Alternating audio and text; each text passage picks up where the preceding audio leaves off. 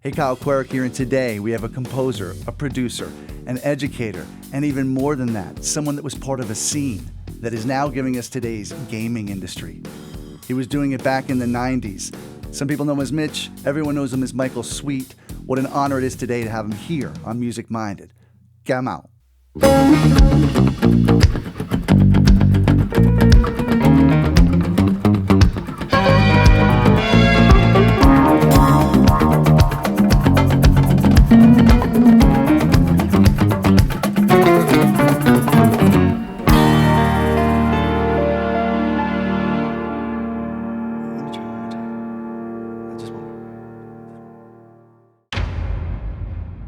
Was there a moment where you remembered, going way back, that you discovered music? Was there a kind of a magical moment when it came to a head?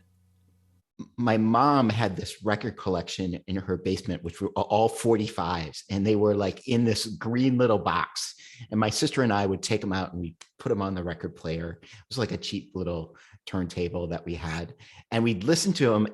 And there was something magical about those records. In fact, when I listened to music from my youth, it transports me. It like takes me someplace else. And I think that was kind of the start. And then I wanted to play guitar, and my dad and I took lessons together. Oh, how great. So this was like 4th or 5th grade or something. And that really put an impression on me. I still have that guitar that my dad played. I was playing like a little tiny, like 3/4 guitar, Right. and he was playing it. And so I have that guitar with me. And so that was super exciting, I think, to share that with my dad. Oh. And, just gradually sort of got more and more into music and artists that I really liked. And it was a time in the world too, where there were a lot of artists coming up, and because of technology, they would create albums all by themselves. Right. Right. And it was, I think that also was really interesting to me, how one person could, play all the instruments and produce and make these albums. And that got me, it converged actually 2 pieces, because I was also into technology very, very early. So kind of the technology component and music coming together was just, magical to me. I want to be in music and it's got to happen. Was there a moment that it came? I think the moment when I looked at music as a career choice was because of summer camp at Berkeley. Oh, wow. And so I was maybe, so I was really into science and technology. I sort of mentioned that. And so my summers were usually filled with science camp. I went to kind of really, kind of super dorky science camp. I totally loved it. I was really into it. And I did that for like 4 years. And when I was 16, I was like, well, what am I going to do this summer? And I saw a flyer about the Berkeley 5-week program. Oh, wow. And so I applied. My guitar teacher wrote a really nice letter for me, and I got in, and I went for that 5-week period. And I was like, this is what I want to do. I love everything about this. Being at Berkeley, being around musicians. And I think that I grew up in a really tiny, small town where, my skills weren't really valuable in high school, meaning that it was a period of time where it was mostly about athletics, and music was sort of way off to the side. So being around just musicians really sort of lit a fire for me that said, wow, this is amazing. This is where I belong. These are my people. Was there that first moment where you felt like, not that you were so great, but you belonged, you made the right decision, and that moment you realized, it's here. I'm doing what I set out to do? At that time, it was called Elias Productions, Elias Associates. Mm-hmm. In any case, none of that matters. I think that when I was working there, I started as a dub room person and kind of moved up the ladder a little bit. They realized that I was really adept with technology, and a video game came in the door, and they were like, well, no one really wanted to work on it because it required so many technological skills. They were like, well, why don't we pass that over to me? And that's when I was like, oh, wait a second, I could do music plus it involves all this tech. It's like a perfect thing for me. And I got into interactive music, and that's where I really started discovering, oh, this is where my people are, in the way that, bands have to establish their audience and grow their audience. This was like, oh, game people, game developers, those are kind of my people. I feel at home here, and they will kind of hire me for the skills that I have. And so that was the kind of moment where I was like, oh yeah, this is where I feel like I'm at home. And and I got to kind of go down that road of anything that sort of involved sort of technology and music was really kind of easy for me. And I was like, wow, this is really cool. So I got to write and cut up dialogue and do sound effects and, do all kinds of things for games. And at that time in the early 90s, the budgets weren't big enough to hire a full staff to do, a complete separate music staff and a separate sound effect staff and editors. And it was like one person would do kind of everything for the game. And I was that person, at least early on, before, I realized, oh yeah, this is it. This is the moment where I'm like, oh yeah, I really love doing what I was meant to do, which I guess was sort of games at that time. Do you know what's really exciting, just for me as a fan and as a musician, is not only, have you done some great stuff and we'll put the credits in, but you also were part of a scene. It's almost like there was a punk rock scene. There's that scene of the folk stuff in San Francisco at a certain time. There's the grunge scene in Seattle. But I think this is a pretty important analogy. You were given kind of an opportunity that seems like a great opportunity, but it would destroy a normal human being regardless of their talent. So not only were you very bright and scientific and you knew how things worked and you could fix things, and you're also very musical because you're a guitar player and you're writing music, but now that's not it. Now it's like, here's this whole new landscape of how it's all coming together. So not only did you have to provide a service, there was no one for you to bark at. There was no one for you. You were one of the few, you were the beginning. So in a lot of ways, Mitch, you were a pioneer, which very few people can say. And I'm not saying that to blow smoke, but I'm trying to put that in perspective. That's crazy. But was there just a hell gig? And it can be something you can laugh at now, something you hit under a chair, something we can laugh at now. Can you take us back? There's not just one. There's many gigs, and I think that music can beat you down.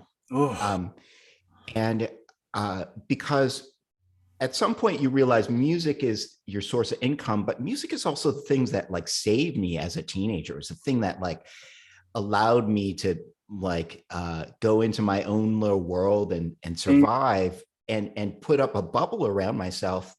Yes. To keep everything out, right? Absolutely. And later in my career, when music was the thing that kind of, the bubble started crashing down because I couldn't, after 12 hours of doing sort of music and sound, I would go home and I couldn't put on more music or sound. I just couldn't listen to anything more. And so what I would have to do is find other outlets. And I almost lost touch with music in a way. Like your relationship to music changes. So instead of being the shield that I could put up around me, it was my work. And so I would have to kind of find other ways to put up that shield. Right. And I think that I realized that there was a part of me that really missed that connection to music. And that's actually why ultimately I ended up going back to Berkeley and teaching for a while, was so that I could develop a relationship to music that wasn't about a paycheck in the end. Sure. And so I was able to sort of use music to kind of build myself up again as a person, having spent many sort of tough years and tough jobs in New York, being sort of beaten down. Yeah. And the world's tough out there in music, and sometimes you need a break. And so Berkeley, so I spent a decade teaching at Berkeley before coming out to Los Angeles, was a nice break. And I really enjoyed my time teaching at Berkeley and teaching young people and discovering a lot about myself and discovering a lot about music and reconnecting it with a different way. And so I was able to balance a whole lot better. So you have a very unique perspective. So what does the future hold for music, however that hits you? My perspective as the industry as a whole, I start with what I know first, which is games. And that is exploding in ways that I never thought possible. New technologies, stuff we haven't even thought of yet. I mean, today it's VR, tomorrow it will be something else. Sure. These all sort of shift and change. I think that, for a musician, it's kind of like, where can I find my audience? Whether it's like doing sound for theme parks like Disneyland or things like, or is it in a rock band in front of an audience, or is it building music for toys or whatever it is? I think it's constantly growing and evolving and shifting, and there are careers for young people that we didn't even think would exist. What would you tell a young Michael Sweet, 22?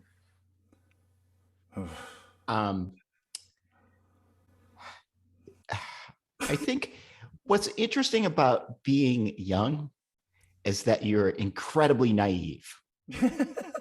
And when you're incredibly naive, you do things without hesitation. It's like, I'm taking this road. Yep. I know it's the right road, and don't tell me what to do. And you can take a beating. You can take a beating and still keep going, keep walking. And I think that my younger self would not listen to any advice that I would have given that person. I love that. I think that, and sometimes that naivete really helps you. That's great. Because if you kind of know how hard it is, sometimes it will break you. Yeah. And most, I think, artists across their career go through breaking points. And the key is, what's the thing that kind of keeps you moving forward? So I mentioned that music is a thing that kind of holds me together. But I think the other thing that holds us together is our relationships and connections to people. Top 3, and I know this is a huge thing, but top 3 gaming music for whatever reason. And then for me, because I'm selfish, top 3 Desert Island albums. Oh my. I know. Okay. So I think the work that Gary Scheinman did on BioShock, combining aleatoric music with sort of thematic material, is brilliant. Let's see. I'm going to go with an electronic score. I think some of the work that's in the game Portal, and that's Mike Moraski, who sort of combines technology and music, is really wonderful, and not necessarily as specifically Portal 2 as recognized as maybe something that's more, say, thematic. Right. In which case, like maybe number 3, the score to Kingdom Hearts, Yoko Shimomura, thematic, that. Super beautiful. I'm going to take Miles's other record from that same period, kind of that he did with Louis Malle. It's for a film. It's one of the 2 films that he wrote a score for.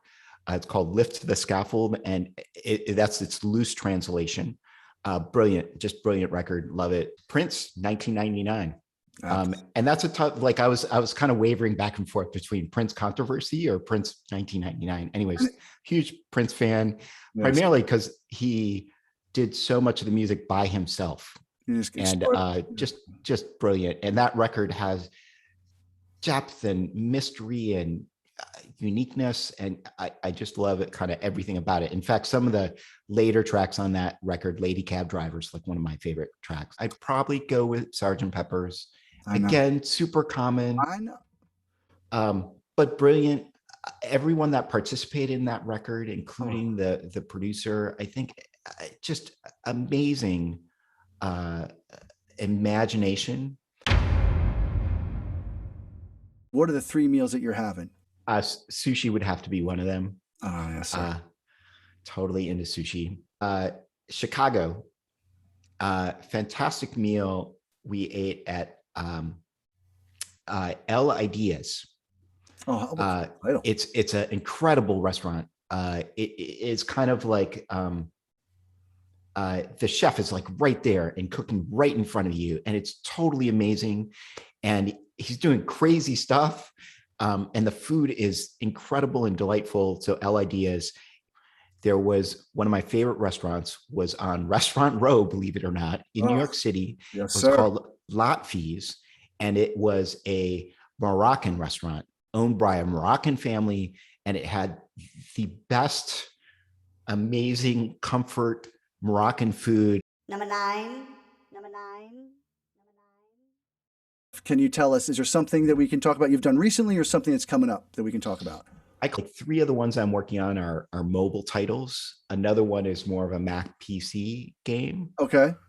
So unfortunately, not a whole lot that I can talk about, Right. Because they're just not released. But at some point, I'll be able to talk more about them. One of the cool projects that I've been working on for a long time now, though it's kind of interesting, at least what we're working on now. Mm-hmm. So it was a game all about Henry David Thoreau and his time at Walden Pond together. And the game is called Walden a Game. But now we're making, since COVID sort of began, we're making little modules that play on Chromebooks for high school students, so that they can learn about parts of his life and his time there. And it applies to literature and climate and, also diversity, because he was part of the sort of Underground Railroad, and also, got put in jail because he didn't pay his taxes. So there's lots of kind of cool things that we explore inside those little modules that we ship out to high school students. Listen, man, thank you so much for joining us. Your space looks great. You never age. You and Rob Lowe must be on the same tennis team. I don't know what's going on, but this is important to me, man. Thank you so much for doing this. All right. Thanks, Kyle. That was just an honor to have Michael Sweet today here on Music Minded. So many different points of view, such a great perspective, decades in the industry and still doing incredible music now. Just thrilling for me. And I hope it was for you. Thanks for joining us today. I'm Kyle Querec. Have a great day.